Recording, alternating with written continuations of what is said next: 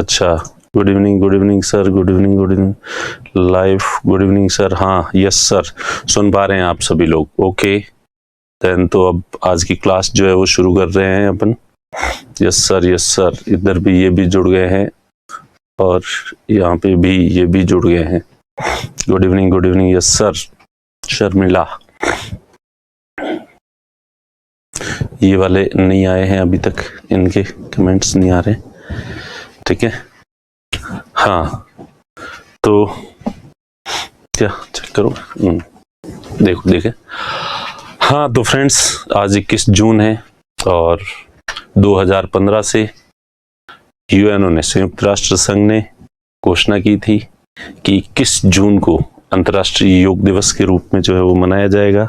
इसलिए आज 21 जून को अंतर्राष्ट्रीय योग दिवस के रूप में मनाया जा रहा है। और चूंकि योग हमारी भारतीय संस्कृति की, इस विश्व को, मनुष्यता को दिया गया सबसे बड़ा योगदान है, इस वजह से हम सभी को इस चीज पे गर्व होना चाहिए। और दुर्भाग्य की बात यह है कि हमारे पास इतनी महान चीज है और हम उसका महत्व बिल्कुल ही नहीं समझ रहे हैं। आप देखेंगे कि हमारे आसपास कितने लोग योग करते हैं। आपको वॉक करने वाले लोग दिख जाएंगे, जिम जाने वाले लोग दिख जाएंगे, दूसरे जो तरीके हैं उनका प्रयोग करते हुए दिख जाएंगे, लेकिन आपको योग करने वाले लोग टीवी में खूब दिख जाएंगे, आपको चैनल, न्यूज चैनल्स पे दिख जाएंगे, सोशल मीडिया पे आज जैसे मैंने भी डाले हैं वैसे कई लोगों ने जो है आज के दिन जो है योग की तस्वीरें डाली है, उस तरह से करते हुए दिख जाएंगे। लेकिन आम जीवन में आप ये देखो कि आपके परिवार में, आपके दोस्तों में, आपके परिचितों में कितने लोग हैं जो योग करते हैं, जो कि बहुत कम लोग हैं। और ये हमारे देश का दुर्भाग्य है कि इतनी बड़ी चीज, महत्वपूर्ण चीज हमारे पास है और हम उसका महत्व नहीं समझ रहे हैं। तो चलिए खैर, पर फिर भी आज जो है चूंकि योग दिवस है तो मेरे थोड़ा सा, मुझे छोटी मोटी योग की जानकारी है, तो मुझे लगा कि आज मैं थोड़ा योग दिवस के बारे में बोलूंगा और योग के बारे में आपको बताऊंगा। तो सबसे पहली बात तो अपन सामान्यतया इसको योगा कहते हैं, तो इसको योगा कहने की जरूरत नहीं है। ये योग है, इसका सही नाम योग ही है, पर फिर भी अगर योग को अपन योगा भी कह देते हैं तो इसमें कोई बुरी बात नहीं है, ठीक है। जिस तरह से हर शब्द को अलग अलग जगह के लोग अलग अलग तरीके से उच्चारण करते हैं, प्रोनाउंसिएशन करते हैं, उस तरह से योग को भी अंतर्राष्ट्रीय स्तर पर योगा कहा जाता है, तो अपन कहते हैं, तो इतना कोई गलत भी नहीं है। बस सबसे बड़ी बात यह है कि हम योग शब्द का प्रयोग कर रहे हैं, हम उसके बारे में ध्यान दे रहे हैं, ये सबसे बड़ी बात है, ठीक है। और ये एक ऐसी चीज है जिसे सभी ने स्वीकार कर लिया है। आप जाओगे, देखोगे अमेरिका और यूरोप की जो डेवलप कंट्रीज हैं, वहां बहुत सारे लोग जो है वो योग के महत्व को स्वीकार करते हैं और उन देशों में आपको खूब सारे योग सेंटर जो है वो मिल जाएंगे और बहुत सारे इंडियन योग गुरु जो है वो वहां पे मिल जाएंगे और उनको वो लोग स्वीकार कर रहे हैं योग को, योग के महत्व को। और मैं तो कहूंगा कि वो जितना स्वीकार कर रहे हैं, योग की महत्ता को देखते हुए, योग की विशेषताओं को देखते हुए, अब भी योग का वो सम्मान या वो एक्सेप्टेंस नहीं है लोगों में जो होनी चाहिए। तो ये तो इसलिए आज अपन थोड़ा सा योग की क्या विशेषताएं हैं, आखिर योग होता क्या है, तो इस पे थोड़ा सा ध्यान देंगे, क्योंकि इसके 2-3 फायदे हैं। पहले बता दूं, एक तो आपके एग्जाम पॉइंट ऑफ व्यू से भी ये महत्वपूर्ण है कि योगा एंड स्पोर्ट्स में आपका जो RS मेंस के अंदर टॉपिक है उसके पॉइंट ऑफ व्यू से महत्वपूर्ण है। प्रीलिम्स में भी हिस्ट्री में जो है वो एंशिएंट हिस्ट्री का ये पार्ट है, इसलिए वहां पे भी इससे संबंधित प्रश्न बनता है। और अभी RS के इंटरव्यू चल रहे हैं, जब आप इंटरव्यू चल रहे होंगे आपके, तो चूंकि आज योग दिवस है तो अब इससे आज जिनके जो इंटरव्यू हुए होंगे या कल होंगे, परसों होंगे, तो कई दिन तक जो है इस योग के बारे में जो है वो प्रश्न बनते हैं। तो आपका भी जब RS का इंटरव्यू होगा तो उससे या तो 2 महीने 4 महीने पहले इंटरनेशनल योग दिवस आएगा या उसके 2-3 महीने बाद आएगा, लेकिन ये मुद्दा अब और डे बाय डे इसकी लोकप्रियता बढ़ती जा रही है, लोग इसके महत्व को स्वीकार कर रहे हैं। ठीक है, लोगों में उत्साह है इस चीज को लेके, तो इसलिए ये महत्वपूर्ण टॉपिक है। इसलिए आज अगर उसकी चर्चा करें तो इसकी रिलेवेंसी भी होगी। ठीक है, तो जो मोटे फैक्ट्स हैं ये मैं नहीं बताऊंगा, मैं केवल मूल रूप से जो योग क्या है उसके बारे में जो है आज अपन चर्चा करेंगे, और मैं कोशिश करूंगा कि आप लोगों को बोर नहीं करूं। वैसे तो देखो, योग के बारे में जानकारी इंटरनेट पे खूब है, और बाबा रामदेव जी हैं और इस तरह के खूब सारे गुरु हैं जो योग के बारे में खूब बातें करते हैं, रोजाना ही करते हैं, और शायद वो लोग सभी लोग मुझसे ज्यादा जानकार भी हैं। तो इसलिए किसी एंगल से ये नहीं लगता कि भाई मैं आप लोगों को योग के बारे में ज्यादा बताऊं, क्योंकि मैं न तो उतना लोकप्रिय हूं और न मैं उनसे ज्यादा जानकार हूं। लेकिन फिर भी मैंने एक बात देखी है कि व्यक्ति जो है ना, ज्यादा महान और प्रसिद्ध लोगों के बारे में सुनता जरूर है, लेकिन किसी भी व्यक्ति के व्यक्तित्व का जो निर्माण है वो उसके आसपास के लोगों से ज्यादा होता है। आपकी जो पर्सनैलिटी डेवलप हुई है ना, इसमें भले ही आपने गांधी जी के बारे में पढ़ा है, सुभाष चंद्र बोस के बारे में पढ़ा है, विवेकानंद जी के बारे में पढ़ा है, कलाम साहब के बारे में आपने पढ़ा होगा, लेकिन सबसे ज्यादा आप पे जो प्रभाव है वो आपके परिवार के आसपास के जो सदस्य हैं ना, उनके जो विचार है उनका प्रभाव आप पे ज्यादा है। ठीक है, तो इसलिए जैसे उदाहरण के तौर पे ले लें कि आप जब वोट देने जाते हो तब न तो आपको गांधी जी याद आते हैं, न कलाम साहब याद आते हैं, आपको आपका परिवार और आपकी जाति और उनके जो विचार है वो प्रभावित करते हैं और वैसे वोट देते हैं। तो व्यक्तित्व निर्माण में आसपास के लोगों का प्रभाव थोड़ा ज्यादा होता है। तो इसलिए मुझे लगता है कि मैं आपके आसपास वाले लोगों में से हूं। तो क्या पता जो बड़े बड़े लोग आप पे प्रभाव नहीं डाल पाए, वो आसपास का परिवार का सदस्य होने के नाते मेरी बात का असर हो जाए आप पे। ठीक है, तो इसलिए मुझे लगता है कि मैं भी 2 बातें जो है वो कह देता हूं। तो अपन योग के बारे में बहुत सिंपल सी व्याख्या जो है वो देखेंगे कि आखिर योग है क्या। ठीक है, तो योग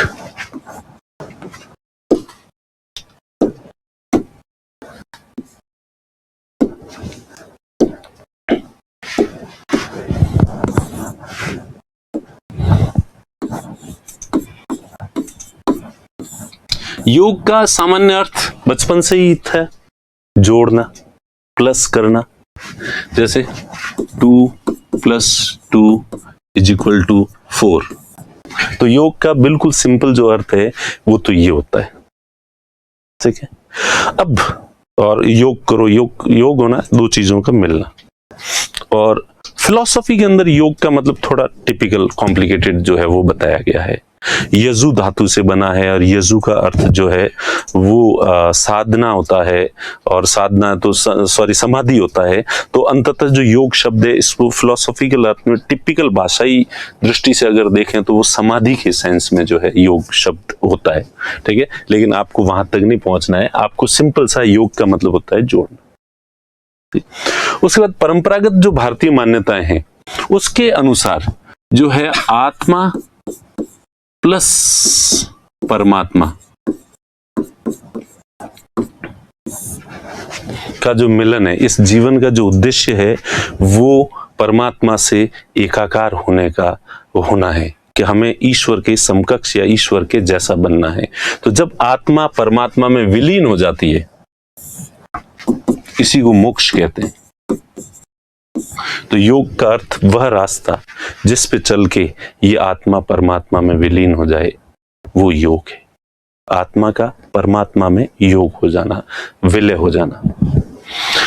इसके बाद ये तो हो गया परंपरागत रूप से। और योग जो है वो बहुत पुरानी पद्धति है। ऐसा नहीं है कि योग को पतंजलि ने जो है वो योग दिया है तभी योग का उद्भव हुआ है, या कृष्ण भगवान ने गीता में जो योग को बताया है वो योग है। नहीं, योग जो है वो प्राचीन काल से ही वेदों और उपनिषदों का जो हमारा साहित्य है उसमें अनेक जगह योग का उल्लेख मिलता है। तो योग पद्धति जो है वो बहुत पुरानी पद्धति है। और उस पद्धति के अनुसार जो फेमस सबसे जो परफेक्ट उसका जो उद्देश्य था वो ये था। उसके बाद गीता। गीता में योग का अर्थ बताया गया है योगः कर्मसु कौशलम।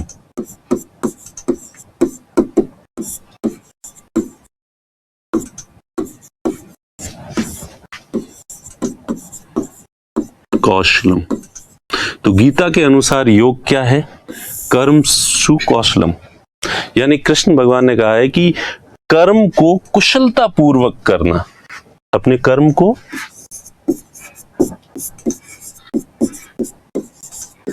कुशलता पूर्वक करना।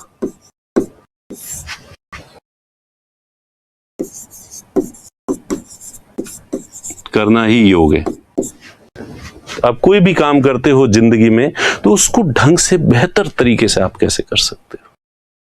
और स्पेशली आप लोग जो है वो स्टूडेंट हैं, आप लोगों का काम है स्टडी करना, पढ़ाई करना, और आप अपनी पढ़ाई को कितनी एफिशिएंसी के साथ, कितनी कुशलता के साथ करते हैं, ये ज्यादा मायने रखता है। अब कुछ स्टूडेंट है जो रात भर पढ़ते हैं और सुबह तक उनको कुछ भी याद नहीं रहता है। कोई स्टूडेंट है वो 4 घंटे ही पढ़ता है लेकिन उसे ज्यादा चीजें याद रहती है।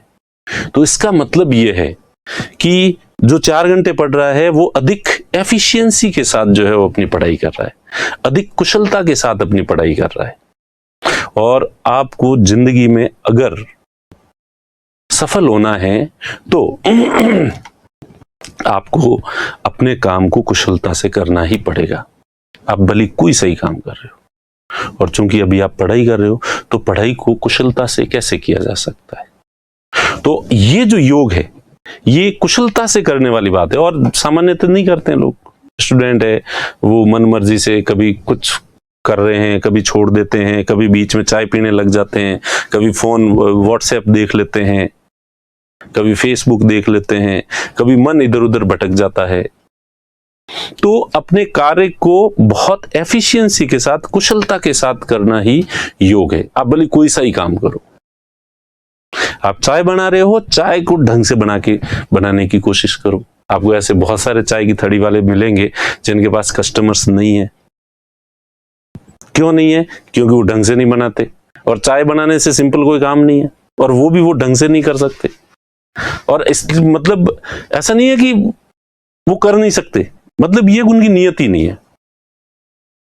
और ऐसे कई सारे इंडिया में आप देखोगे लोगों को। तो मैं एक बार सुबह सुबह जोधपुर रेलवे स्टेशन पे उतरा 5 बजे, और वहां मैंने एक ठेले वाले को देखा। तो वो जो चाय पिलाता, मैं तो चाय वैसे कम पीता हूं, तो मेरे साथ दोस्त था, उसने कहा कि अरे यार मेरे को चाय पीनी जरूरी है सुबह सुबह। तो और मैं कहा चल बाहर चल के कहीं पी लेना। कहने नहीं यहीं पी लेते हैं। तो चाय देखी इतनी बुरी थी जैसे कि उसने बताया। ली, 2 घूंट लिए और कहा भैया कितने रुपए हैं, ले दिए और वापस। उसी समय मैंने देखा कि उसके ठेले पे कुछ सड़ी गली सी मिठाइयां पड़ी थी, ठीक है, जिनमें मक्खियां भिनभिना रही थी। कुछ इसी तरह की 4-5 चीजें थी, जो एक भी चीज ऐसी नहीं थी कि जिससे किसी को देख के खाने की इच्छा हो जाए। इवन मतलब ठेला भी साफ सुथरा नहीं था।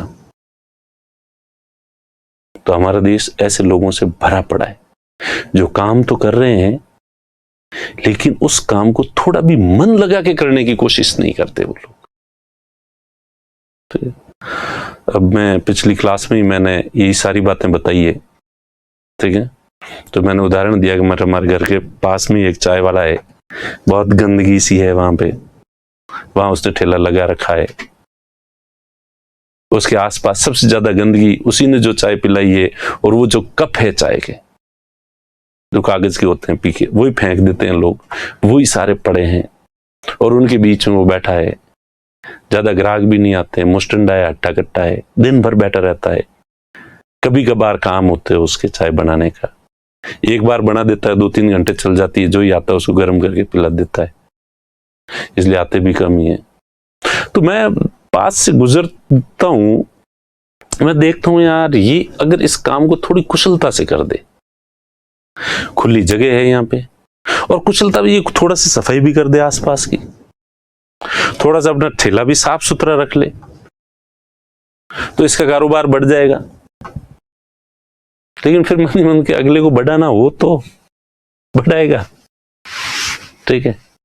तो और ऐसे भरे पड़े हैं जगह जगह जगह जगह जगह जगह लोग जो अपना, और उनकी उदाहरण क्यों दे, तुम्हारे ही उदाहरण दे दे।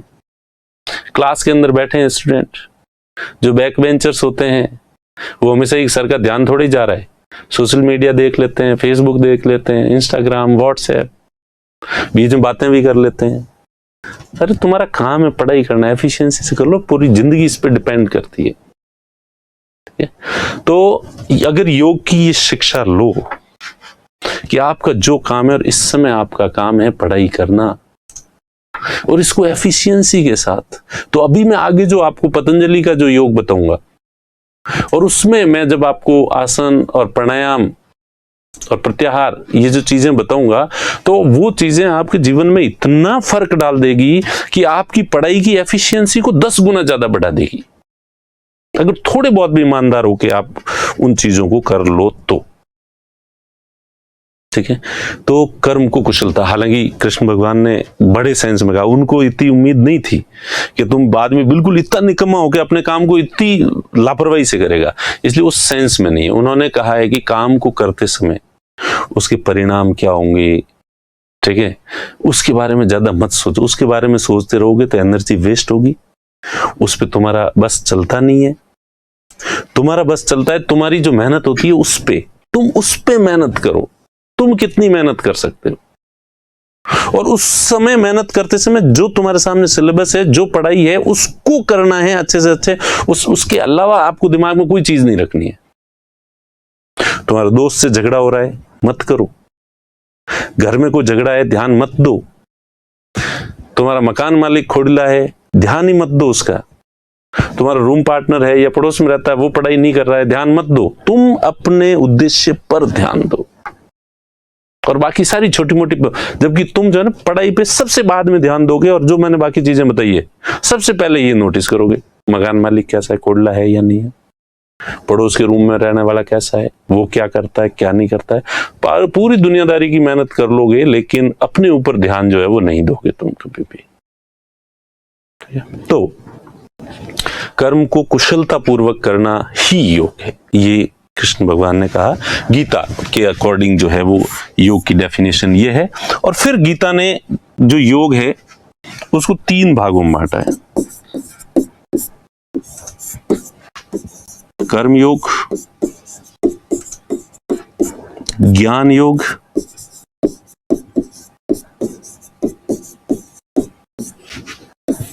और भक्ति योग।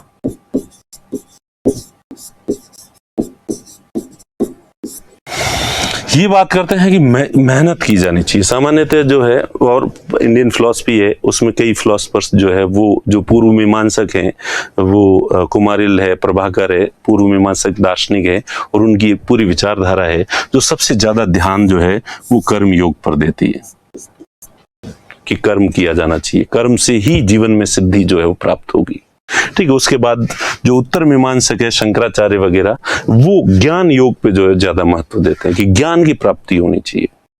ज्ञान से ही आप, अविद्या ही सारे दुखों का कारण है, अज्ञान ही हमारे दुखों का कारण है, और हमारा अज्ञान का जो अंधेरा है वो तभी छंटेगा जब हमें ज्ञान की प्राप्ति होगी।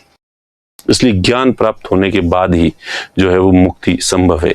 और रामानुज जैसे जो दार्शनिक है वो कहते हैं कि भक्ति, श्रद्धा और आस्था से ही मुक्ति मिलनी है। आप कितनी डेढ़ होशियार बन जाओ, ज्ञान प्राप्त कर लो, कितनी मेहनत कर लो, जब तक ईश्वर के प्रति आपका समर्पण का भाव नहीं होगा, सब कुछ सर्वस्व न्योछावर करने के लिए अपने आप को समर्पित नहीं कर दोगे, तब तक मुक्ति नहीं मिलेगी। तो अलग अलग जो विचारधाराएं हैं उनकी मान्यता अलग अलग, कोई कर्म पे ज्यादा जोर देता है, कोई ज्ञान पे ज्यादा जोर देता है, कोई भक्ति पे ज्यादा जोर देता है। और गीता जो है एक समन्वयवादी शास्त्र है, और इन तीनों का समन्वय है गीता में। तीनों को कहा है कि तीनों जरूरी है, तीनों महत्वपूर्ण है, ठीक है। लेकिन इसमें भी गीता ने साथ में यह भी कहा है कि तीनों का महत्व है, तीनों अपनी जगह सही है, लेकिन सफलता की जो गारंटी है वो सबसे ज्यादा इस पे कर्म मार्ग पे। अगर इस पे आप चलोगे तो विचलित होने की संभावनाएं थोड़ी कम है।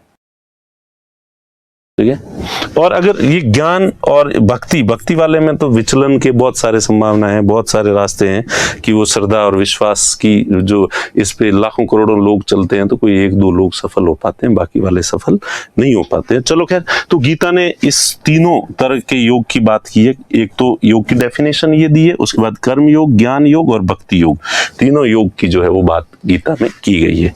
ठीक है, कर्म को कुशलता पूर्वक करना ये कर्म योग है, ज्ञान को अच्छे तरीके से प्राप्त करना, ठीक है, अज्ञान को दूर करना, और भक्ति पूर्ण समर्पण का भाव जो है वो रखना। तो ये योग को गीता ने जो है वो इस तरह से समझाया है। ठीक है, अब अपन देखें कि बाद में जो योग को सिस्टमेटिक तरीके से सही मायने में, जिसके पीछे आज अपन अंतर्राष्ट्रीय योग दिवस जो मना रहे हैं वो है पतंजलि का योग। ठीक है,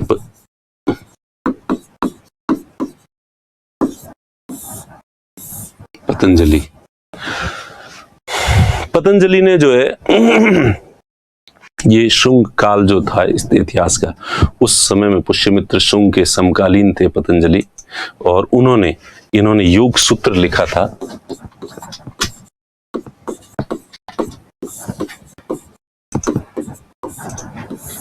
ठीक है, और पूरे योग को एक व्यवस्थित सिस्टमेटिक तरीके से जो है वो इसको समझाया है पतंजलि ने योग को। ठीक है, तो पतंजलि कौन से काल में हुए? शुंग काल में, पुष्यमित्र शुंग के समकालीन जो है वो थे पतंजलि। हालांकि इससे पहले दूसरे जो दर्शन है वो सभी योग की महत्ता को स्वीकार करते हैं।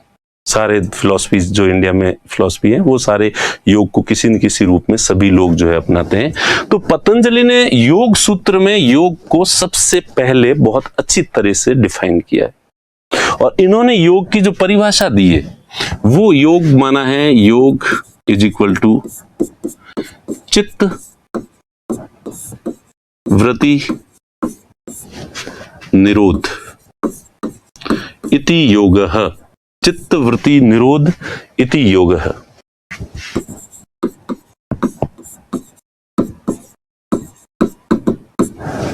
अर्थात चित्त की वृत्तियां जो है उनका निरोध करना, चित्त की वृत्तियों का निरोध करना। चित्त वृत्तियां क्या होती है? अब चित्त क्या होता है, जो मैं ज्यादा फिलॉसफी में नहीं जाऊंगा।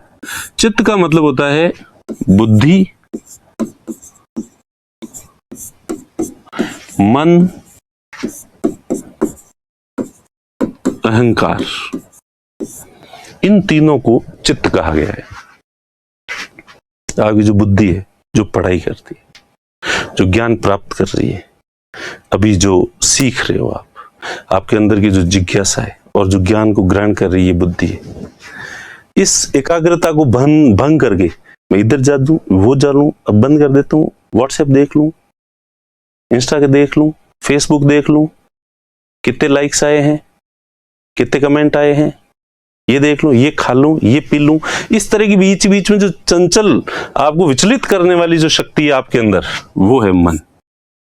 और अहंकार तो आप जानते ही हैं, ठीक है, खुद के बारे में जो धारणाएं, मान्यता है। तो इन तीनों को संयुक्त रूप से जो है वो चित्त कहा गया। ठीक है, अब जो है योग, जो एक दर्शन है ना, योग और सांख्य, ये दो षट दर्शन, इंडिया में 6 दर्शन है। ठीक है, और योग और सांख्य ये दोनों तो दो के जोड़े हैं, योग और सांख्य। और मीमांसा, पूर्व मीमांसा, उत्तर मीमांसा, ये 2 है। ठीक है, और एक है न्याय वैशेषिक।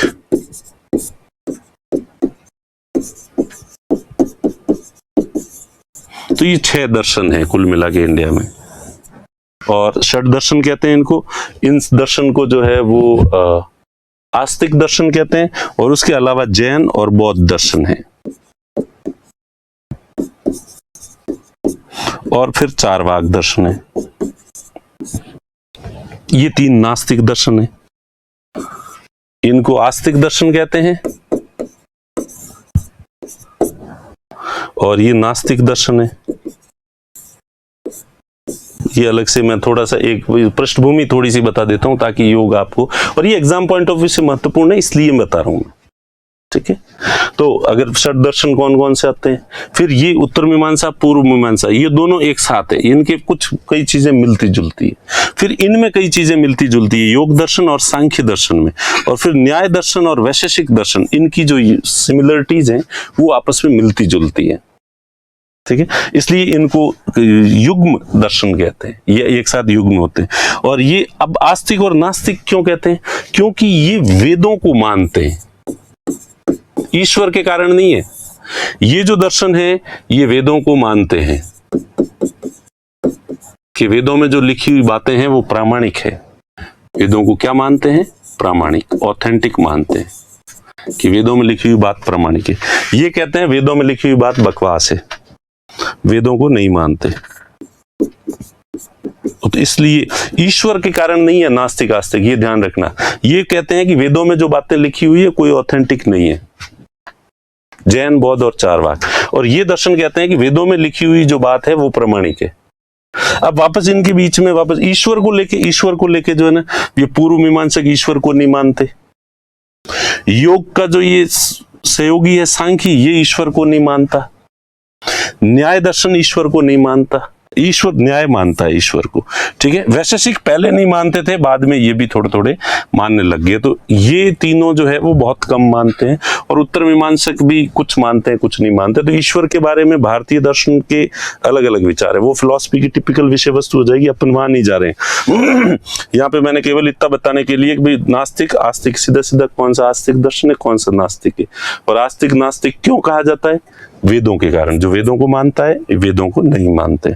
और इसमें इसका जो योग का युग्म दर्शन है, साथी दोस्त जो दर्शन है वो कौन सा है, सांख्य दर्शन है, ठीक है। इस एक्चुअली तो ये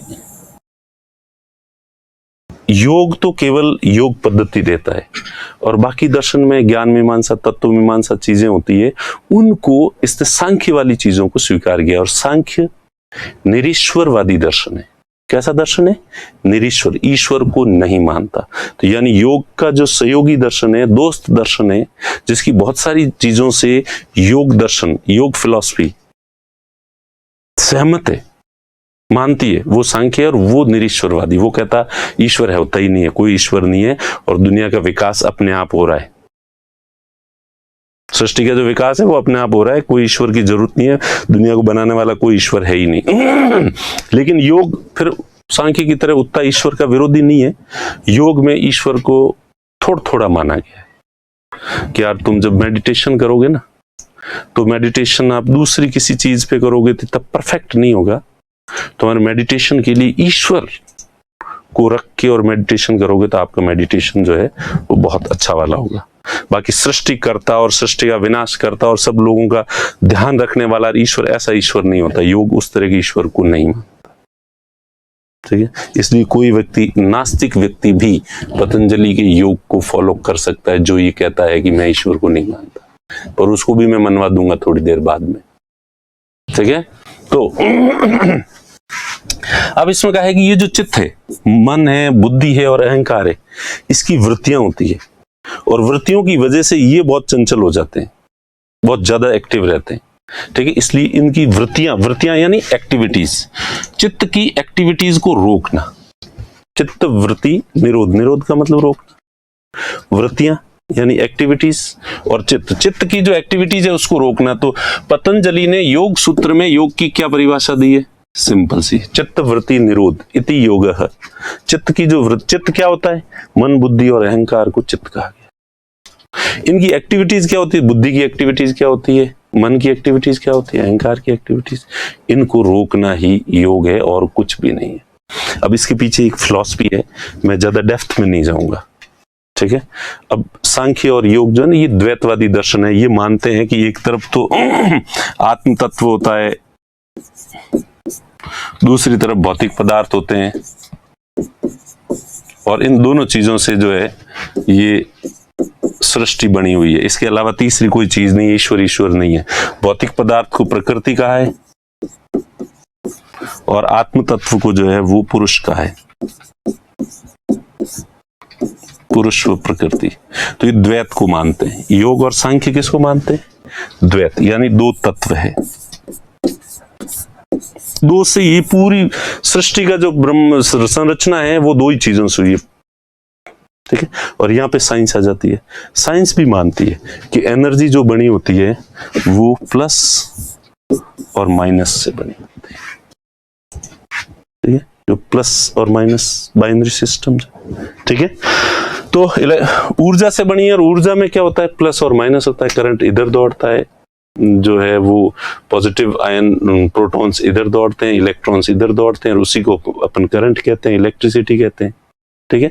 तो सृष्टि में मूल रूप से तो जिस तरह से प्लस माइनस होते हैं साइंस में, वैसे के वैसे यहाँ पे पुरुष और प्रकृति है, और ये दोनों एक दूसरे की घोर विरोधी होती है। चलो खैर अपन वहां पे नहीं जाएंगे, अपन वापस यहाँ आ जाते हैं। तो जो चित्त है, बुद्धि, मन और अहंकार, ये सब किससे बने हुए? ये चित्त है। तो हमारा जो भौतिक शरीर बना हुआ है ये प्रकृति है, और ये जो बुद्धि, मन और अहंकार है हमारे शरीर से उत्पन्न हुए, और हमारे अंदर जो आत्मा है वो अलग है।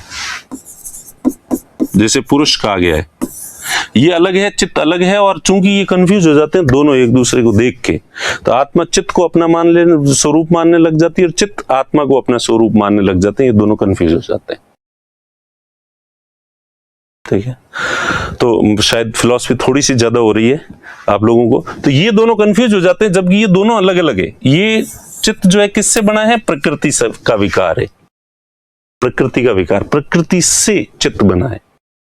जबकि ये दोनों, इनके पूरे प्लस और माइनस में जितना फर्क अंतर होता है उतना इन दोनों में अंतर है, लेकिन फिर भी ये कंफ्यूज होकर एक मान लेते हैं अपने आप को। अब अगर पुरुष को इसका ओरिजिनल, आत्मा को अपना ओरिजिनल रूप दिखाना है तो चित्त से अलग करना होगा। चित्त को अलग कैसे करें?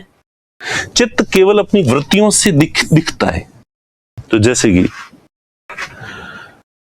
हवा है, हवा अपनी एक्टिविटीज से अपनी उपस्थिति दर्ज कराती है, अन्यथा हमें पता ही नहीं चलेगा हवा जैसी कोई चीज है भी नहीं है।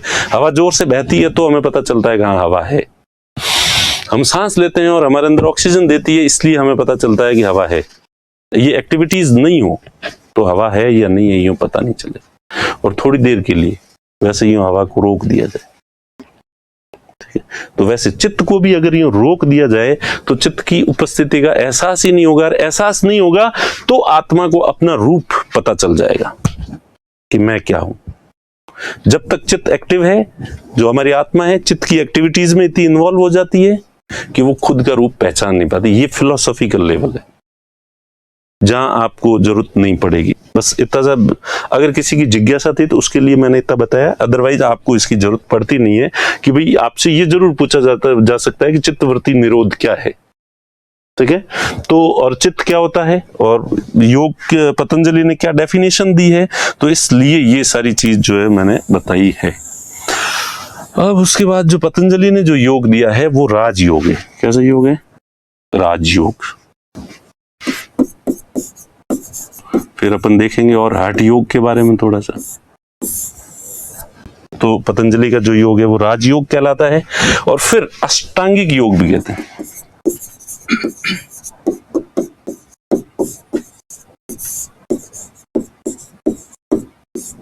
अष्टांगिक योग, क्योंकि इसके 8 अंग है, अष्ट प्लस अंग, ठीक है। तो अष्टांगिक योग, तो पतंजलि का जो योग है वो अष्टांगिक योग है। अब अष्टांगिक योग के बारे में चर्चा कर लेते हैं। ये महत्वपूर्ण है आपके।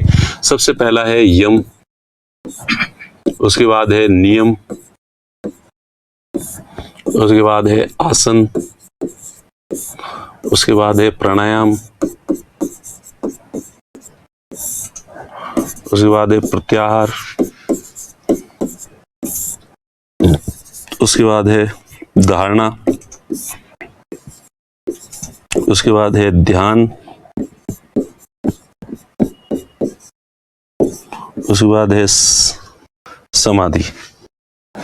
1 2 3 4 5 6 7 और 8, ये नाम यम, नियम, आसन, प्राणायाम, प्रत्याहार, ध्यान, धारणा, ध्यान और समाधि, ठीक है। तो ये ऐसे रटे हुए से होने चाहिए। तो जो मूल सही योग है उसमें केवल आसन नहीं है। आप योग का मतलब केवल आसन समझते हो, तो वो केवल आसन नहीं है। आसन तो जो अष्टांगिक योग है उसका एक पार्ट मात्र है, ठीक है। तो ये जो है 8 अंग जो है होते हैं।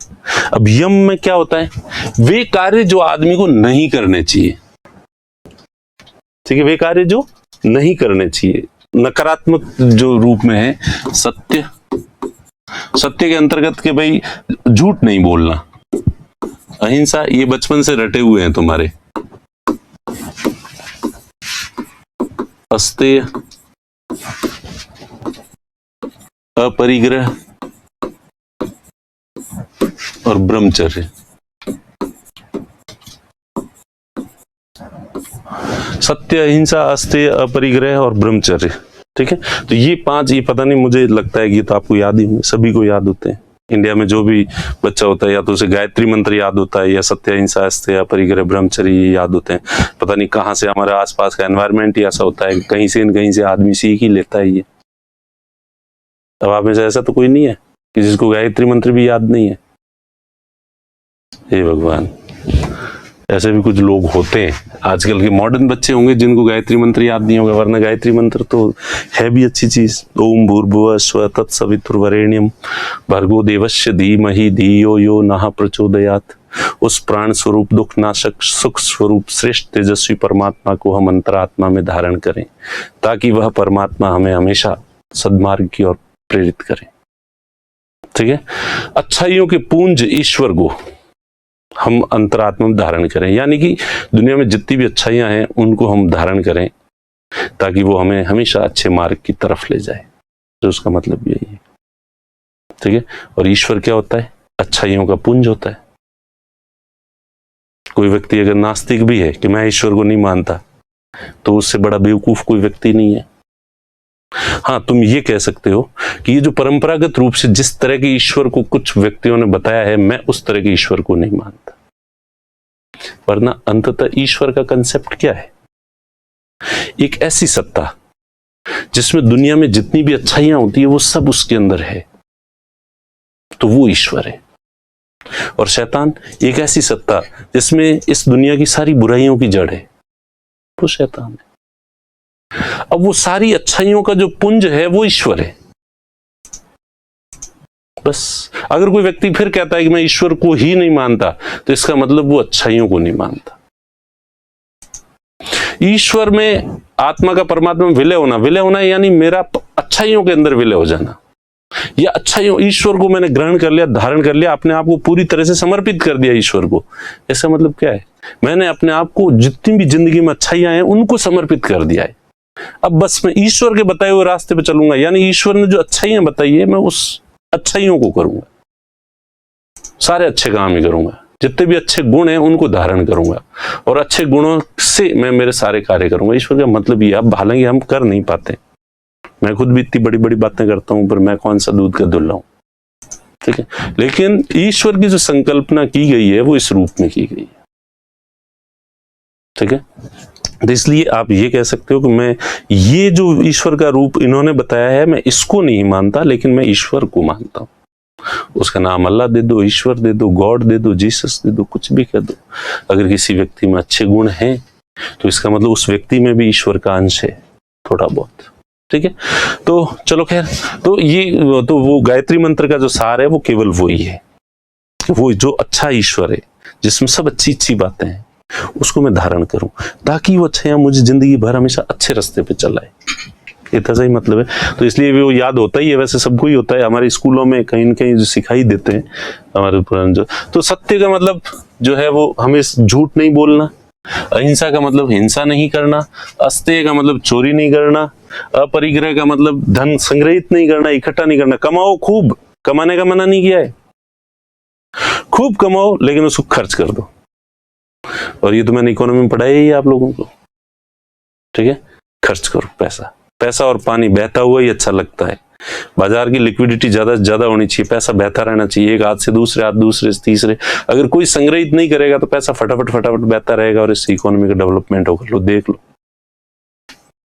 हमारे पूर्वज कितने एक्सपर्ट थे, इकोनॉमिक्स का नॉलेज भी इतना था कि पैसे को संग्रहित मत करो, इसको जल्दी से खर्च कर दो ताकि वो बहता रहना चाहिए। कमाने का मना नहीं किया है। और ब्रह्मचर्य, अपनी कामनाओं को नियंत्रित करना। ठीक है।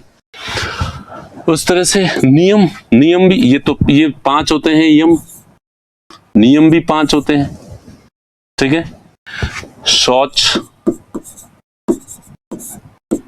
संतोष, तप, स्वाध्याय, ईश्वर प्राणिधान।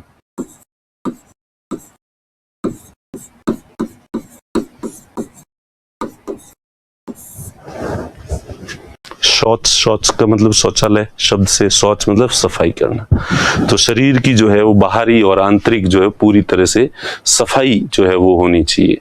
तो ये नियम का मतलब क्या करना चाहिए, क्या नहीं करना चाहिए। यम का मतलब क्या नहीं करना चाहिए, झूठ नहीं बोलना, हिंसा नहीं करना, चोरी नहीं करनी, संग्रह नहीं करना, ठीक है, और गलत काम जो है वो नहीं करना। और क्या करना चाहिए, नियम का मतलब तो शौच सफाई रखनी चाहिए शरीर की आंतरिक और बाह्य पूरी तरह से जो है सच। कैसे संतोष, संतोष का मतलब है कि आप अपनी योग्यता से जितना कमा सकते हो उतना आपको कमाना चाहिए बस, और उससे संतोष करना चाहिए। जिस चीज के आप योग्य नहीं हो वो भी आप हासिल करना चाहो तो फिर आप अपराध के रास्ते पे जाते हो।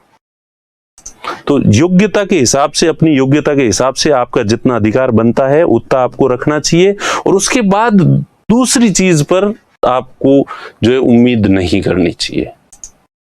ठीक है, ये संतोष, वहां जाके संतोष करने का मतलब बिल्कुल निष्क्रिय होना नहीं है कि आप फिर बैठ ही जाओ बस अब संतोषी सदा सुखी रहे, बस संतोष ही कर लिया, मुझे तो जिंदगी में कुछ करना ही नहीं, मैं तो इसी से संतुष्ट हूं। नहीं, आपकी जितनी योग्यता है उतनी आप मेहनत करो, सब कुछ हासिल करो, उससे ज्यादा और जितना मिल रहा है और योग्यता के हिसाब से मिल भी जाएगा आपको, और इसलिए उसी पे आपको संतुष्ट होना चाहिए। योग्यता से ज्यादा करोगे तो फिर अपराध, बैंक लूटोगे, चोरी करोगे, रिश्वत लोगे, तो वो जो है वो सही नहीं है। तप का मतलब है तपस्या। कैसी भी विपरीत स्थितियां आ जाए तो उनका सामना करने की हिम्मत होनी चाहिए। सर्दी हो, गर्मी हो, भूख हो, प्यास हो, ठीक है, कठोर परिश्रम करना पड़ रहा है तो वो तप है, तपस्या।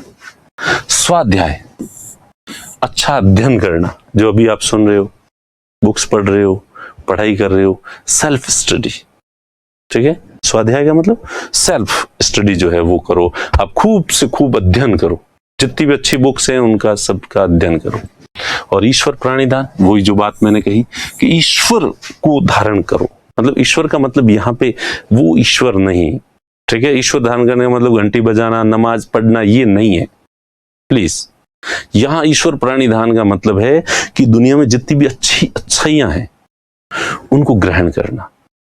और ईश्वर, आगे से ईश्वर को आप यही मानो, ईश्वर का मतलब अच्छाइयों का पुंज है। और अपने आसपास अच्छाई क्या होती है, बुराई क्या होती है, फिल्मों में देखते ही हो, हीरो जो भी काम करता है सब अच्छे करता है, ठीक है। तो हालांकि इसमें भी थोड़ी कॉम्प्लिकेशंस है कि अच्छाई की भी डेफिनेशन अलग अलग जगह अलग अलग है, अपन उस दूसरी बहस में नहीं पढ़ेंगे, पर फिर भी ओवरऑल कुछ चीजें ऐसी होती है, शांति, सौहार्द, प्रेम, त्याग, आत्मीयता, ये ऐसे कुछ गुण हैं जिनके बारे में कोई विरोधाभास नहीं है, ठीक है। तो उन अच्छाइयों को ग्रहण करना, अपने व्यक्तित्व को, ठीक है, वो विकसित करना इनसे, तो ये हो गया। उसके बाद तीसरे नंबर पे आते हैं आसन, ठीक है, आसन। अब आसन का उद्देश्य है शरीर को मजबूत बनाना, स्थिरता। आसन का मतलब क्या होता है, सिंपल जो मीनिंग होता है, एक ही अवस्था में लगातार शरीर को रखना आसन कहते हैं, स्थिरता, स्टेबिलिटी। एक्सरसाइज में और इसमें फर्क यह है कि एक्सरसाइज फटाफट एक ही अंग को बार बार हिलाना है, जबकि आसन एक अवस्था में शरीर को लंबे समय तक रखना, स्थिरता, स्थिर रहना, सस्टेनेबिलिटी, कंटिन्यूटी, ठीक है। तो पहला फर्क तो ये है। तो ये आसन करना, आसन खूब तरह के होते हैं, आप देखोगे YouTube पे, वीडियो पे, और प्लीज मैं कहूंगा कि आप, अब ये तो ज्ञान है, ये तो आप धारण करोगे कि नहीं करोगे पता नहीं, पर आप आसन और प्राणायाम, ये दो चीजें अगर ग्रहण कर लेते हैं तो आपकी पढ़ाई की कैपेसिटी दुगुनी कहना मतलब अन्याय होगा। 3 गुनी, 4 गुनी, 10 गुनी तक इंप्रूव हो सकती है। ठीक है, सिर्फ ये 2 चीजें करने से आपका आधा घंटा लग जाएगा आसन में, प्राणायाम में लगा दो आधा घंटा, और इसके बदले में 4 घंटे कमा लोगे आप। और पता चलेगा आप थोड़े दिन आसन और प्राणायाम करो, आपको पता चलेगा पहले 8 घंटे पढ़ के जितना आउटपुट नहीं आता था, उतना आउटपुट आपको 2-3 घंटे में ही मिलना शुरू हो जाएगा। आपका कंसंट्रेशन बन जाएगा। एक इंटेलिजेंट आदमी और डफर स्टूडेंट में कोई फर्क नहीं होता, मेहनत दोनों बराबर करते हैं। लेकिन जो इंटेलिजेंट कहते हैं जिसे हम, उसका फर्क ये है कि उसका माइंड जो है ना स्थिर होता है, स्टेबिलिटी होती है उसमें, इधर उधर नहीं जाता। और एक दूसरा बड़ा जो टाबर होता है, पढ़ाई करते करते थोड़ा अपने अतीत में जाके बचपन की बातें याद करके आ जाता है, फिर यहां से जाके घर के बारे में सोचने लग जाता है, फिर अपने भविष्य के बारे में सोचने लग जाता है, तो कोई कुछ और फिर वापस थोड़ी देर में वो आप मेरी बातें सुनने लग जाता है या रजिस्टर पढ़ने लग जाता है। तो माइंड की स्टेबिलिटी नहीं होती है। इसलिए एक ज्यादा अच्छे इंटेलिजेंट और कमजोर में यही फर्क होता है, एक को पढ़ा हुआ याद रहता है, दूसरे को पढ़ा हुआ याद नहीं रहता, भूल जाता है। उस सब का कारण हमारे मस्तिष्क की अस्थिरता है, और मस्तिष्क की अस्थिरता को कम करने के लिए एक ही उपाय है पूरी दुनिया में, और कोई उपाय नहीं है। और आप थोड़े से प्रयास से, अभ्यास से इससे कर सकते हो। आसन,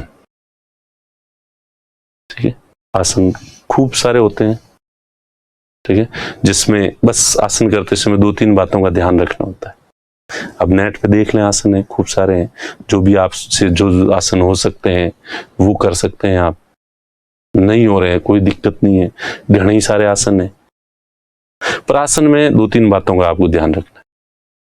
जिस तरह से मैंने बताया दर्शन युग्म में होते हैं, वैसे के वैसे आसन भी युग्म में होते हैं, कपल में होते हैं। एक आसन होता है, उसका विपरीत आसन वापस होता है, तो इसलिए पहला जो करते हो आसन, तो उसके जस्ट बाद उसका विपरीत आसन होना जरूरी है। ठीक है, यानी कि एक बार आप आगे मुड़ने वाला आसन कर रहे हो, यानी कि आगे मुड़ने का, जैसे पश्चिमोत्तानासन हो गया, सीधे बैठ के और घुटनों को पकड़ के और नाक को टच करने की कोशिश करना घुटनों के। होती है तो ठीक है, नहीं तो आप झुक के जितना कर सकते हो उतना कर लो। तो जस्ट इसका उल्टा, जो भी रीढ़ की हड्डी को मोड़े, तो या तो चक्रासन, चक्रासन पूरा तो होगा नहीं, पूरे चक्रासन के लिए तो आपको पूरा यूं जाके और वापस पीछे से हाथों से जो है पैरों को पकड़ना होता है, वो नहीं हो तो अर्ध चक्रासन, इस तरह से उल्टे जो आधे हैं, तो पश्चिमोत्तानासन का उल्टा वो हो गया। ठीक है, इसी तरह से हलासन, पैरों को उठा के और पीछे की तरफ ले जाना, हल्की तरह बनाना शरीर को, ये किया है। तो दूसरा इसका विपरीत आसन के रूप में भुजंगासन कर लो आप, जस्ट अपोजिट हो जाएगा। एक बार ये रीढ़ की हड्डी आगे झुक रही है, तो दूसरी बार में रीढ़ की हड्डी पीछे झुकनी चाहिए, उसका विपरीत होना चाहिए। ठीक है, इसी तरह से सर्वांगासन करते हो, अगर कंधों के ऊपर पूरा बॉडी का, कंधों पे और गर्दन पे बॉडी का शरीर वो रखते हो, तो ये सर्वांगासन है। इसका जस्ट विपरीत मत्स्यासन है, मछली की तरह पद्मासन लगा के पीछे बैठ के, और ये गर्दन, सर्वांगासन में गर्दन आगे रहती है, उसमें वापस गर्दन की ये एक्सरसाइज हो जाती है। तो इस तरह से आसन हमेशा, आसन के बाद उसका विपरीत आसन होता है, क्योंकि आसन हमेशा युग्म में होते हैं, तो ये ध्यान रखना होता है। प्लस एक आसन करने के बाद दूसरे आसन के बीच में 30 सेकंड का आपको आराम करना होता है, कंटिन्यू फास्ट नहीं करने होते। 30 सेकंड की जगह 40-50 सेकंड भी रेस्ट कर लो तो कोई दिक्कत नहीं है।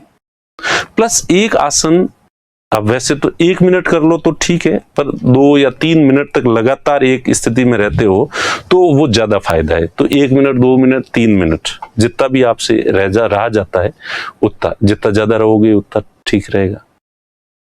ये ध्यान करना है। 2-3 मिनट हो गए। उसके बाद चौथी चीज जो ध्यान रखने वाली है वो ये सांस वाला। मैंने कई लोगों को देखा है आसन करते हैं, उस समय उनकी सांस रुक जाती है, रोक देते हैं। नहीं, आसन करते समय सांस जो है वो तेज चलती रहनी चाहिए। ठीक है, और तीसरा, सांस कैसे होनी चाहिए? पश्चिमोत्तानासन कर रहे हो, रीढ़ की हड्डी आगे मुड़ रही है तो उस मुड़ते समय सांस छूटनी चाहिए, ठीक है। और वापस सीधे हो रहे हो तो सांस अंदर जानी चाहिए। कुछ बेसिक्स होते हैं, वो थोड़ा सा इन चीजों का जो ध्यान रखना होता है, ठीक है। और भुजंगासन कर रहे हो, यूं कर रहे हो तो यूं ऊपर जा रहे हो आप आगे की तरफ, तो अंदर खींचनी होती है। तो रीढ़ की हड्डी जब पीछे की तरफ जाती है तो सांस अंदर खींचनी होती है, रीढ़ की हड्डी यूं मुड़ रही होती है आगे की तरफ तो सांस छोड़नी होती है। ये सांस के थोड़े से कुछ स्टेप्स जो है वो होते हैं, ये बेसिक बातें ये। और उसके बाद तो हर आसन के बीच में 30 सेकंड से 1 मिनट का शवासन, शव की तरह शरीर को जो है निढाल छोड़ दो एकदम, ठीक है, वो करना। और पूरा आसन करने की प्रक्रिया के बाद लास्ट में 10-15 मिनट जो है वो शवासन जो है वो करना होता है। पूरा रिलैक्स छोड़ दो बॉडी को। और अगर आपने 25 मिनट 20 मिनट अच्छे से आसन किए हैं और लास्ट में शवासन कर रहे हो, आप निढाल छोड़ रहे हो, तो उसके बाद आपको नींद आएगी पक्की और आप एकदम माइंड स्टेबल हो जाएगा आपका। तो ये आसन, और आसन का जो फायदा है ना, वो ऐसा नहीं है कि पर्टिकुलर एक आसन, ये हालांकि अभी सब योग गुरु और सब आपको प्रलोभित देने के लिए कि ये बीमारी है तो ये आसन करो, ये बीमारी है तो ये आसन करो। आसन एक कंप्लीट पैकेज है जो पर्टिकुलर एक बीमारी का, 2 बीमारी का इलाज नहीं करता है, वो हमारे पूरे सिस्टम को सही करता है। इसलिए ऐसी चीज जो आपको पता भी नहीं है, आपके शरीर में कहीं कुछ गड़बड़ हो रही है, उसका भी इलाज कर देगी। कंप्लीट बॉडी का जो मैकेनिज्म है, इसको पूरे को सही करता है आसन। इसलिए ये जो मैंने 4 5 6 बताए हैं, नाम लिए हैं, ये आसन करके आप देख लो। और चौथे से 5वें दिन, ज्यादा मतलब डिले भी नहीं है इसका, आयुर्वेद की तरह कि इसका असर ठेठ 2 महीने बाद आएगा, महीने बाद नहीं, इसका असर तुम्हारे हाथों हाथ आएगा। 3रे दिन आपको रियलाइज हो जाएगा। हालांकि शरीर पहले दिन नींद आएगी, अच्छी बात है, गहरी नींद आएगी, थोड़ी सी थकान महसूस होगी, लेकिन चौथे दिन आप जो है, चौथे 5वें दिन बाद में आप जो है रियलाइज फील करोगे। आपको लगेगा आधा घंटा आप दे रहे हो, आधे घंटे की तुलना में फायदा आपको बहुत ज्यादा हो रहा है, ठीक है। फिर अब जो आसन है, तो ये मैंने जो बेसिक्स बताए, इनका थोड़ा थोड़ा ध्यान रखना है। सांस वाला तो प्रॉपर ध्यान रखना होता है आसन, और सांस फटाफट चलेगी, फास्ट आएगी, लंबी सांस लेने की कोशिश करनी है। जितनी लंबी लोगे उतना ही फायदा होगा, ठीक है। तो ये आसन प्लीज, मैं उम्मीद करूंगा कि आप लोग जो है इसको जीवन में उतारें और आपका एक पुनर्जन्म हो जाएगा। और आप फिर कहोगे, जो हिंदी साहित्य में कहा जाता है कि मुंशी प्रेमचंद के से पहले का हिंदी साहित्य और मुंशी प्रेमचंद के बाद का हिंदी साहित्य। फिल्म इंडस्ट्री में कहा जाता है शोले से पहले की फिल्में और शोले के बाद की फिल्में।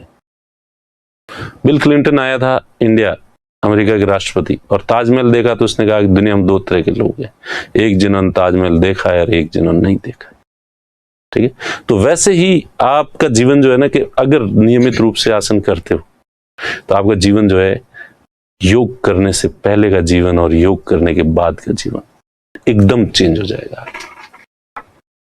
तो प्लीज आप लोगों से आग्रह है कि जरूर कोशिश करें, और कोई नुकसान नहीं है, ये एक ऐसी चीज है जिससे कोई नुकसान नहीं है, फायदे ही फायदे। तो और फिर अब एक्सरसाइज, जिम जाते हैं। एक्चुअली जिम, मैं बुराई नहीं कर रहा हूँ, जिम भी बहुत अच्छी चीज है, ठीक है, और नई मामे से काना मामा भला है। पर जिम में जो अच्छाइयां हैं वो सारी की सारी, अगर आपको मसल्स मजबूत करने हैं, बॉडी बनानी है, तो जिम जाओ। और अदरवाइज आप जो है दोनों में से अगर थोड़ा ज्यादा ठीक है तो वो योग है और आसन है, योगासन। क्यों? क्योंकि जिम में मसल्स मजबूत होती है, आपकी स्ट्रेंथ जो है वो बढ़ती है, शक्ति, पावर बढ़ती है, ठीक है। जबकि आसन में आपकी मांसपेशियों की एक्सरसाइज तो होती है, उसके बाद आपका जो न्यूरो सिस्टम है, नर्व सिस्टम है, ठीक है, उसकी भी एक्सरसाइज होती है। आप देखोगे कि आपकी बॉडी की जो नसें खिंच रही है, किसी भी एंगल में कर रहे हो, नसें खिंच रही है और नसें काफी देर तक खिंची हुई रह रही है, और इससे आपकी बॉडी में जितने भी जो ग्रंथियां हैं और हार्मोन्स स्रावित होते हैं वो नियंत्रित होते हैं। तो इसलिए आसन करने पे न केवल शारीरिक मांसपेशियां जो है वो मजबूत होती है, बल्कि आपकी जो मेंटल स्ट्रेंथ है, अंदर का जो हार्मोन सिस्टम है, वो भी बैलेंस्ड रहता है। इसलिए जबकि जिम, हालांकि जिम में भी आजकल खूब ऐसी एक्सरसाइज है कि जो आसन की तरह ही होती है, और उसमें भी हमारी नसें वगैरह ये पूरी की पूरी जो है वो खिंचती है, और हमारा जो न्यूरो सिस्टम है उस पर भी इफेक्ट होता है। ठीक है, तो इसलिए वो भी अच्छे हैं। वैसे मैं प्लीज इसको उस रूप में नहीं है कि मैं कोई यहाँ पे जिम की बुराई कर रहा हूँ, वो भी अच्छी चीज है, ये भी अच्छी चीज है, पर कंपेरेटिवली थोड़ी सी वो ये जो योग थोड़ा क्या है तो बहुत ज्यादा अच्छा है, पर फिर भी मैं और जिम किसी भी एंगल में नेगेटिव तो नहीं है, वो भी अच्छा ही है, पर उसकी तुलना में ये इसका जो है वो फर्क है। ठीक है, तो इस तरह से ये आसन है। आप जो है प्लीज आसन पे, वैसे भी इन दिनों सबसे ज्यादा जोर ही आसन पे ही दिया जा रहा है। उसके बाद है प्राणायाम, प्राण प्लस आयाम, प्राणायाम। प्राण का मतलब है श्वास, सांस लेना, और आयाम तो आप समझते ही हैं। ठीक है, तो प्राण का आयाम कितना है, तो इसको बिल्कुल बेसिक चीज में बताऊं तो गांवों में लोग कहते हैं बाहर जितना सांसा लिखी उड़ा है नहीं इतना इज लई, यानी जितनी सांसें लिखी हुई है इतनी लेगा। देख लो, उनको भी ये चीज पता है कि वो दिन नहीं कहते हैं, आजकल तो दिन कहने लगे कि जितना दिन लिखी उड़ा है इतना इस दिन है बता दिन, लेकिन पहले के टाइम में दिन नहीं कहते थे, सांस कहते थे, और ये फैक्ट भी है, और इसने योग ने इसी चीज को पहचाना है। ठीक है, कि हमारी जिंदगी में हम कितनी सांसें लेंगे ये फिक्स है, और अगर हम हमारे सांस का आयाम बढ़ा दें, एक तो हम छोटी छोटी सांस ले रहे हैं, जल्दी जल्दी ले रहे हैं, यानी हमारी संख्या कम कर रहे हैं सांसों की, हम जल्दी जाने की तैयारी कर रहे हैं।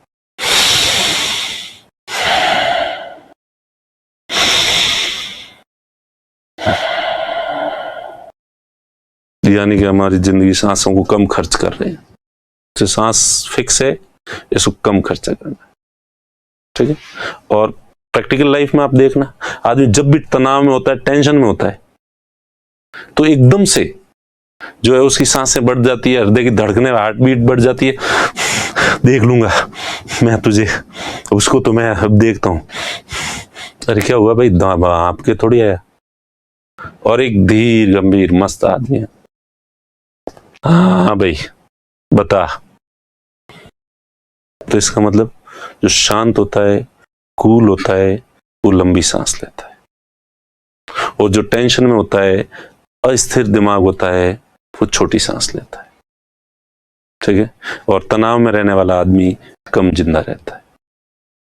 लंबी सांस और पेशेंस से कूल रहने वाला आदमी ज्यादा जिएगा। और यही नहीं, जहां तक मुझे ख्याल, मैं वैसे बायोलॉजी का एक्सपर्ट नहीं हूं, पर मैंने हल्का फुल्का ये नोटिस किया है कि जो जीव छोटी छोटी सांसें लेते हैं उनका आयु काल बहुत छोटा होता है, और जो जीव बहुत लंबी सांसें लेते हैं उनका आयु काल बड़ा होता है।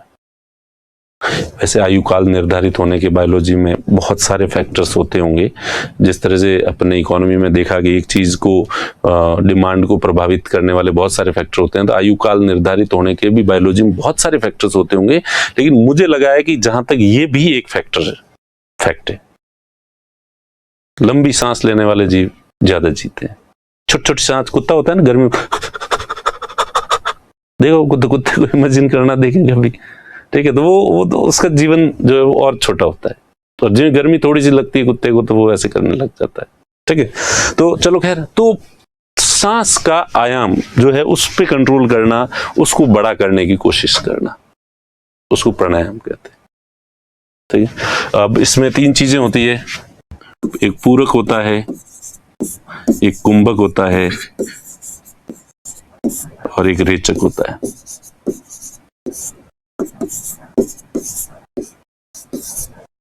पूरक का मतलब सांस अंदर खींचना, कुंभक का मतलब अंदर सांस को रोकना, कितनी देर आप रोकते हो अंदर, और रेचक का मतलब सांस को छोड़ना। और वैसे यूं एक स्टैंडर्ड माना जाता है कि 1:4:2 होना चाहिए। अगर आप 5 सेकंड लगाते हो अंदर खींचने में, तो उसका 4 गुना यानी 20 सेकंड तक आप उसको अंदर रखो, और फिर 20 सेकंड रखने के बाद जब छोड़ो तो 2 यानी कि 10 सेकंड, एक का जो 10 सेकंड आपको छोड़ने में लगने चाहिए। ये भी एक तरीका है। प्राणायाम बहुत तरीके के होते हैं, ठीक है। तो आप ये सांस का आयाम बढ़ा दो, ठीक है, और जितने ज्यादा सेकंड तक कुंभक करते हो आप, इसका मतलब आपके फेफड़े और मजबूत होंगे, ठीक है। और इस समय जैसे कि ये कोरोना की महामारी है और अभी भी बातें चल रही है कि तीसरी लहर आएगी, वो आएगी। ऑब्वियस सी बात है, कोरोना ये फैक्ट है, साइंस ने और कुछ नहीं बताया, पर ये बात तो पक्का ही बता दी कि कोरोना से आपके लंग्स, आपके फेफड़े इफेक्ट होते हैं, वो डैमेज होते हैं। और फेफड़ों की एक्सरसाइज प्राणायाम के अलावा कुछ भी नहीं है पूरी दुनिया में। कोई दवाई इसका जो है इलाज नहीं कर सकती, इसका एक ही इलाज है प्राणायाम। और दावा है ये शर्तिया, और मैं तो ये मेरे ख्याल से जहां तक मैं जानता हूं, किसी भी डॉक्टर ने इस चीज से मना नहीं किया है। डॉक्टरों ने भले ही आयुर्वेद की धज्जियां उड़ा दी हो, योग की बुराई कर दी हो, कुछ ही कर दी हो, लेकिन एक भी डॉक्टर ऐसा नहीं होगा जिसने कोरोना पेशेंट को ये नहीं कहा होगा कि प्राणायाम करो। ये एक अलग बात है कि प्राणायाम के दूसरे तरीके उन्होंने दे दिए, कि प्राणायाम को प्राणायाम नाम नहीं देके इतनी सी वो दे दी, 3 बॉलें हैं, उन बॉलों को उछाड़ो और उन बॉलों को नीचे करो और इस तरह के, लेकिन वो सारे सांस की एक्सरसाइज है। जबकि अपने पास सांस की प्रॉपर एक्सरसाइज हर तरीके की करने की है, सिस्टम है। तो आपके आसपास किसी के भी प्राणायाम की आशंका हो, किसी को भी लगे कि मुझे हो सकता है तो मैं उसका फास्ट फेस नहीं कर सकता, तो प्लीज उसके लिए एक प्राणायाम है, भस्त्रिका प्राणायाम। भस्त्रिका कहते हैं धौंकनी को। धौंकनी जिस तरह से यूं तेज तेज चलती है, तो फेफड़ों की एक्सरसाइज करने के लिए फास्ट इस तरह से जो है तेज छोड़ना, तेज जितनी फास्ट कर सकते हो, और ये कंटिन्यू 30-40 सेकंड तक जो इसको करना होता है, और दिन में 5-7 बार कर लो आप। आपके फेफड़े इतने मजबूत हो जाएंगे, कोरोना का बाप उनका कुछ नहीं बिगाड़ सकता। और भस्त्रिका में ये ध्यान रखना, करने के बाद लास्ट वाली सांस खूब लंबी खींच के और रोकनी है अंदर, कितनी देर तक अंदर रोक सकते हो, 30, 40, 50, 1 मिनट, जितनी भी रोको इतनी वापस रोको उसको, ठीक है। तो ये फटाफट। और भस्त्रिका का दूसरा ध्यान रखना होता है कि ये गर्मी में नहीं करनी होती है, इससे गर्मी के अंदर बहुत ज्यादा एनर्जी और हीट जो है वो उत्पन्न होती है। इसलिए योग में ये मना किया जाता है कि भस्त्रिका गर्मी में नहीं करना होता है, इसलिए सर्दियों में करना होता है इसे। और गर्मी के मौसम में भी करना है तो आपके आसपास या तो आप एसी के अंदर बैठे हो, या सुबह सूर्योदय से पहले जब वातावरण में पूरे में ठंडक है, या शाम के समय, ठीक है। इसी तरह से जैसे शीतली जो है वो सर्दियों में नहीं करनी होती, उससे शरीर के अंदर जो है ठंडक उत्पन्न होती है, ठीक है। तो ये भस्त्रिका कोरोना के समय जो है आप अगर करें तो इससे बेहतर कुछ भी नहीं हो सकता। और दूसरा ये तो करना ही है, अनुलोम विलोम तो सबसे आसान है, कहीं पे भी बैठे बैठे कर सकते हो। अनुलोम विलोम दोनों नाक से, ईड़ा पिंगला से भी कर सकते हो। एक बार इससे खींचा, उससे छोड़ा, जिससे छोड़ा उसी से खींच के वापस दूसरे से छोड़ना। प्लस इसको नाक और मुंह इसमें भी कर सकते हो आप। नाक से खींचा, मुंह से छोड़ा सांस, और मुंह से छोड़ते समय ओम की ध्वनि निकाल सकते हो, और मुंह से वापस खींचा, नाक से निकालो। नाक से निकालते समय भंवरे की जो आवाज है वो निकालो और उससे छोड़ो, फिर नाक से खींचो, फिर मुंह से छोड़ो, मुंह से खींचो, नाक से। तो ये भी, और जितना लंबा और जितनी लंबी सांसें लेने की कोशिश करोगे, ठीक है, तो ये आपका जो है। और आपको कभी भी नींद नहीं आ रही है तो आप सो जाओ और लंबी लंबी सांस लेना शुरू कर दो। नींद क्यों नहीं आती है? टेंशन की, तनाव की वजह से। माइंड बहुत अस्थिर रहता है, इस वजह से नहीं आती है। और माइंड की स्टेबिलिटी के लिए लंबी सांस जो है, और वो तो मैंने कहा कि आदमी टेंशन तनाव में होता है और कूल होता है लंबी सांस। तो इसलिए डॉक्टर बीपी के जो पेशेंट होते हैं उनको भी कहते हैं कि बीपी और टेंशन में बीपी भी आई होती है, तो अगर लंबी सांसें लो, 5 मिनट तक लंबी सांस लो, आपका काफी हद तक बीपी भी कंट्रोल में हो जाएगा। तो लंबी सांस लेना क्या है? ये प्राणायाम है। तो इस तरह से जो है ये प्राणायाम इतनी महत्वपूर्ण चीज है कि पता नहीं अपन इस पे क्यों नहीं गौर कर रहे। तो ये दो चीजें आपकी स्टडी कि आपकी जो ग्रास्पिंग पावर है, सीखने की जो क्षमता है, आपकी जो एकाग्रता है, उसको बहुत ज्यादा बढ़ा देते हैं। अगर आपको वाकई सफल होना है, आरएस बनना है, तो आपको मेरे ख्याल से ये दो चीजें तो करनी ही चाहिए। आज से ही आपके रूटीन का ये पार्ट हो जाना चाहिए और इससे किसी तरह का नुकसान जो है वो नहीं है। तो ये प्राणायाम है। ठीक है, प्राणायाम पे तो जितना आप जो है वो कंट्रोल करोगे और जितना अच्छा करोगे, इतना ही माइंड की अनस्टेबिलिटी, माइंड जो इधर उधर दौड़ता है वो नहीं दौड़ेगा। और आप रजिस्टर लेके बैठे हो तो चीजें, आपका ध्यान वहीं रहेगा जितना आपका सांस जो है वो लंबी चल रही है। ठीक है, तो ये हो गया प्राणायाम। तो मुझे नहीं पता कि आप लोग मेरी बातें। उसके बाद प्रत्याहार। प्रत्याहार का मतलब है कि इंद्रियों को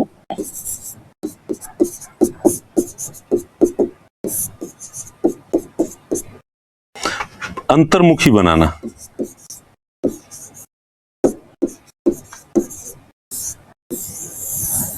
सेंसेस को इंट्रोवर्ट करना। हमारी जो इंद्रियां हैं, ठीक है, ये क्या है कि इधर उधर भागती रहती है, ये बाहरी चीजों की तरफ जो है वो रहती है। और योग का और दर्शन का ये मानना है कि जो ब्रह्मांड में है वो ही पिंड में है। जो ब्रह्मांड में दिख रहा है ना, वो सब हमारे अंदर भी निहित है। एक पूरा संसार तुम्हारे अंदर है, कभी देखने की कोशिश तो करो।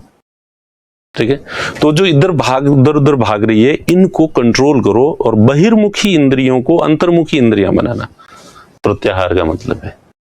बहिर्मुखी इंद्रियों को अंतर्मुखी जो है वो बनाना, उनको कंट्रोल करना।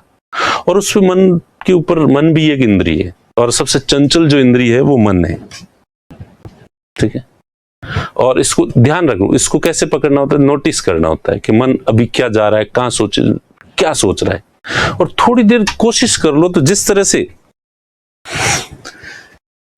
आप भी इधर उधर रोते फिर रहे हो और घर वाले अगर ज्यादा ध्यान रख रहे हो तो थोड़ी देर में सरेंडर कर दे तो बढ़ने दो रे यार, पिताजी एनी टाइम ध्यान रखते हैं मैं कहां जा रहा हूं, क्या कर रहा हूं, और फिर आप घर में ही रहते हो। तो वैसे के वैसे इंद्रिय जो हमारा मन है, ये आपसे भी ज्यादा इसको शर्म है। और ये जहां जहां जाता है आप बस केवल नोटिस करो कि अभी मन कहां जा रहा है। अच्छा, तू वहां जा रहा है। और सबसे पहले तो आप ये मानो कि आपकी बुद्धि अलग है और मन अलग है, दोनों में फर्क करो। मन जो इधर उधर जा रहा है, उसके ऊपर जो निगरानी रख रहा है कि अच्छा अब ये यहां जा रहा है, अब ये सोच रहा है, अब ये सोच रहा है, इतना सोचना शुरू कर दो, आपको बुद्धि और मन का फर्क पता चल जाएगा। और मन फिर देखेगा कि यार ये आदमी मुझे एनी टाइम नोटिस कर रहा है, तो फिर वो कंट्रोल धीरे धीरे हो जाएगा। ठीक है, तो इंद्रियों को जो है वो क्या करना, जो बहिर्मुखी इंद्रियां हैं उनको अंतर्मुखी बनाने को कहा गया है प्रत्याहार। उसके बाद ये तीनों जो चीजें हैं ये तो सेम सी है। ठीक है, धारणा का मतलब होता है कि किसी भी एक विषय पर ध्यान को एकाग्र करना, एक ही विषय पर।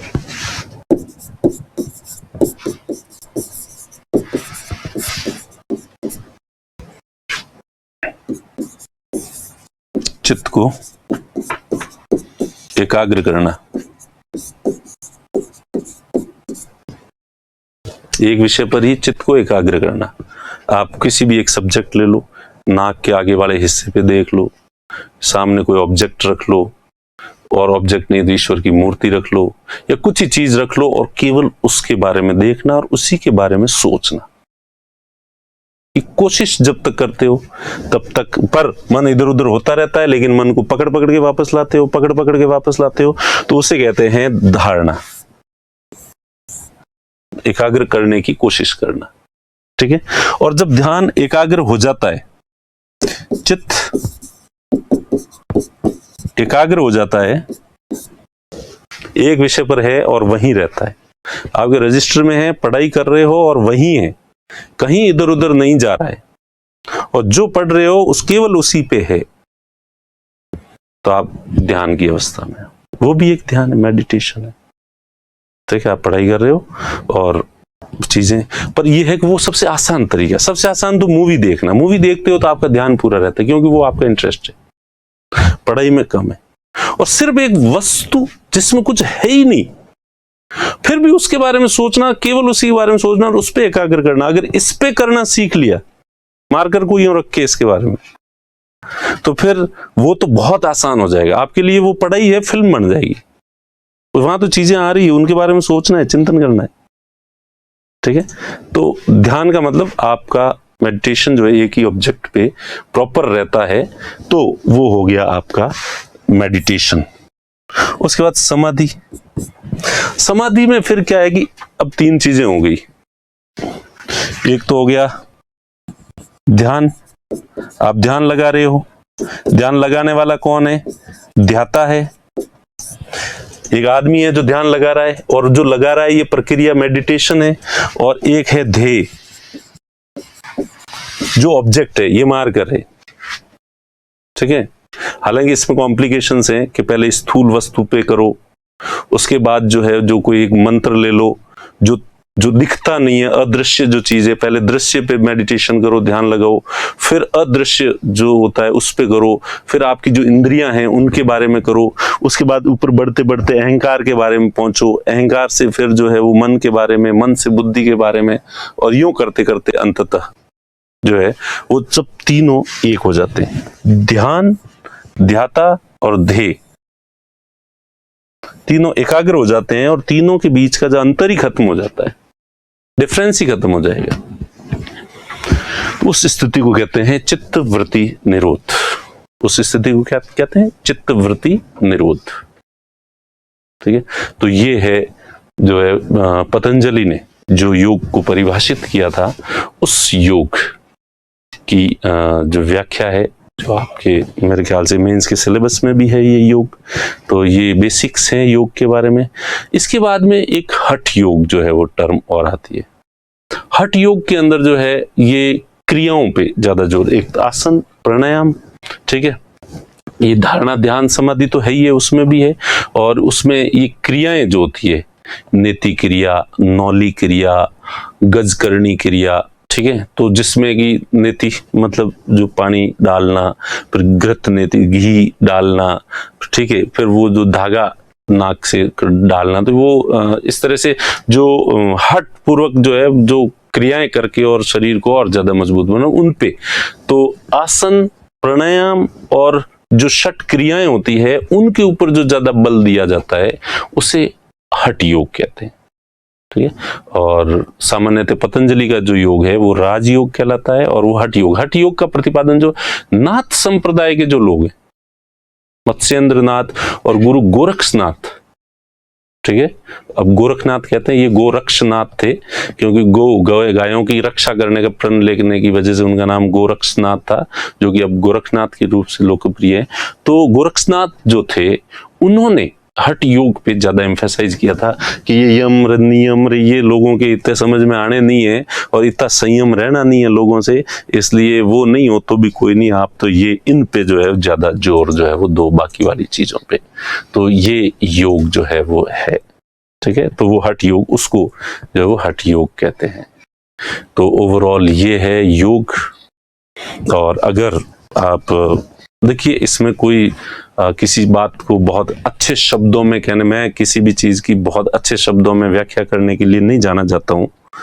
मैं व्यक्तिगत रूप से किसी आदमी की तारीफ भी अच्छे से नहीं कर पाता हूँ। पता नहीं भगवान ने मुझे क्रिटिसिज्म वाला गुण जो है वो बहुत ज्यादा दे दिया है, तो मैं हर चीज में कमी निकाल सकता हूँ, मैं किसी की क्रिटिसाइज कर सकता हूँ मेरे आसपास की चीजों की, तो उस पर तो मैं ठीक ठाक बोल देता हूँ क्रिटिसिज्म में, आपने क्लास में नोटिस भी किया होगा।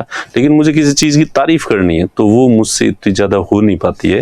फिर भी मेरी जितनी वो थी उसके हिसाब से मैंने योग के बारे में आपको बताया, और निश्चित रूप से मैं ये मानता हूँ कि न तो मैं इतना कुछ ज्यादा ज्ञानी हूँ और कि मैं इसके बारे में बताऊं, और न इसके बारे में कोई सूचनाओं की कमी है। इंटरनेट भरा पड़ा है और इससे भी बेहतरीन तरीके से लोग जो है वो समझा रहे हैं।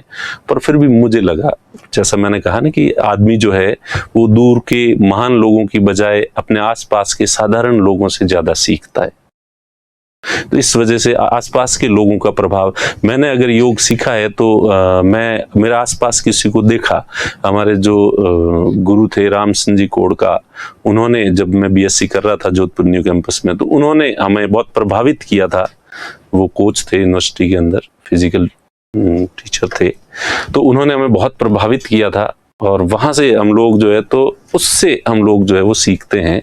तो इस वजह से मुझे लगा कि अपना जुड़ाव भी है, परिवार की तरह है, तो शायद मैं थोड़ा ढंग से कहूँगा तो क्या पता आप में से एक दो लोग जो है वो प्रेरित हो जाएंगे और सीखेंगे ये चीज। तो ये काम की और बहुत महत्वपूर्ण चीज है, और ये एक ऐसी चीज है कि इसको मैं यूं कितना ही समझा दूं आपको, इसका महत्व जो है वो आपको नहीं आएगा समझ में, और इसकी जो महानता है, रियलिटी, उसको मैं 5% भी आपके सामने पेश नहीं कर पाया हूं। इतनी बड़ी चीज है कि गुड़ का टेस्ट कैसा होता है, जब तक आदमी गुड़ नहीं खाए तब तक उसको समझा नहीं सकते कि गुड़ ऐसा होता है, गुड़ वैसा होता है। हालांकि खैर ये कहावत बहुत पुरानी है, हमारे जमाने में गुड़ बहुत मुश्किल से नसीब होता था, इसलिए ऐसी कहावत होती थी। आजकल तो क्या बताएं वैसे। तो जैसे कि भाई ये भी जो है तो आप करोगे, उसके बाद ही आप इसकी रियलिटी को अनुभव कर पाओगे, इसकी महानता को समझ पाओगे, अन्यथा व्याख्यान करके नहीं बताया जा सकता। ठीक है, तो इसमें और भी कई सारी कहावतें हैं, मान्यताएं हैं, पर जो है तो ये मेरी तरफ मुझे लगता है कि ठीक है। तो मैंने जितना नहीं है, क्या है, अच्छा वैसे ही है, चलिए ठीक है। तो ये था मेरी तरफ से आज, और आप लोगों को एक बार फिर जो है वो शुभकामनाएं। और ये जो इसको इसीलिए, ये जो दिवस इसीलिए मनाया जाता है कि इससे लोगों को जो है वो प्रेरणा मिले और ज्यादा से ज्यादा लोग जो है वो इस चीज को करें। तो आपको अपनी क्षमताओं को बढ़ाना है, और मैं तो कहूंगा केवल प्रिपरेशन के हिसाब से नहीं, आप जीवन के हर काम को जो है बहुत एफिशिएंसी के साथ जो है वो करने लगेंगे। आपके पूरे शरीर पर जो है वो इंद्रियों पर वगैरह कंट्रोल जो है वो इससे हो जाएगा इससे, ठीक है। तो इसलिए आसन किस टाइम पे करने होते हैं, आसन वैसे सुबह करने होते हैं, शाम को कर लो, बस खाना खाने के बाद नहीं करने होते हैं, खाना खाने के 3-4 घंटे बाद और नहीं करने होते हैं, उसके बाद जो है जो तो ये है मेरी बात। और जिंदगी में अगर आपने उद्देश्य बनाया है और उस उद्देश्य को हासिल करना है तो ये बहुत ही आसान कर देता है, ठीक है।